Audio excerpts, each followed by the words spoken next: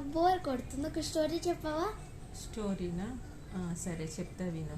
అనగనగా ఒక ఊరిలో రాము అని ఒక అబ్బాయి ఉంటాడు. తనకి డ్రాయింగ్ అంటే చాలా ఇష్టం అన్నమాట. అయితే ఆ డ్రాయింగ్ని ఇంకా బాగా ఇంప్రూవ్ చేసుకుందామని డ్రాయింగ్ క్లాసెస్లో జాయిన్ అవుతాడు.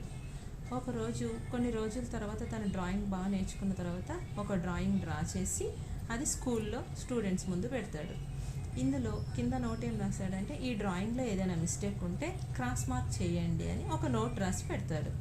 నెక్స్ట్ డే వచ్చి ఆ డ్రాయింగ్ చూస్తాడు. దాని నిండా క్రాస్ మార్క్సే ఉంటాయి.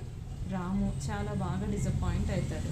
వాళ్ళ టీచర్కి చూపించి, టీచర్ నా డ్రాయింగ్లో చాలా మిస్టేక్స్ ఉన్నట్టున్నాయి అని డిసప్పాయింట్ అవుతాడు.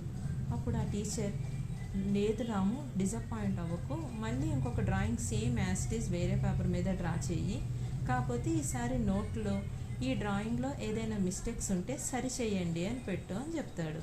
రాము టీచర్ చెప్పినట్టుగానే డ్రాయింగ్ డ్రా చేసి దాన్ని మళ్ళీ స్టూడెంట్స్ ముందు పెడతాడు అనమాట.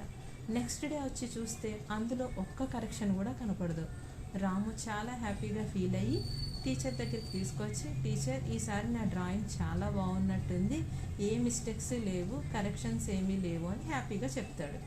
అప్పుడు టీచర్, చూసావా, ఈ మిస్టేక్స్ చెప్పమంటే అందరూ ముందుకు వస్తారు, దాన్ని కరెక్షన్ చేయమంటే ఎవ్వరూ ముందుకు రారు, కాబట్టి దీనివల్ల నీకు తెలిసిందేంటి, ఎవరైనా నీలో తప్పులు ఉన్నాయని చెప్తే బాధపడకు, దాన్ని కరెక్ట్ నువ్వే చేసుకో, ఓకేనా? వావమ్మ, ఈ స్టోరీ చాలా బాగుంది.